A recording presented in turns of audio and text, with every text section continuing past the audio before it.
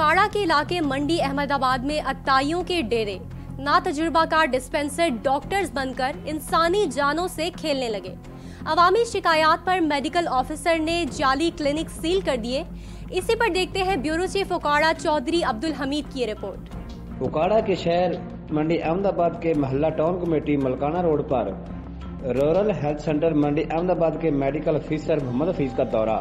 عرصہ دراز سے ڈاکٹر کے بغیر ذہن کلینک چل رہا ہے جو کہ پی ایچ سی سے رجسٹر بھی نہیں ہے، جس کو آج ڈاکٹر حفیظ نے سیل کر دیا۔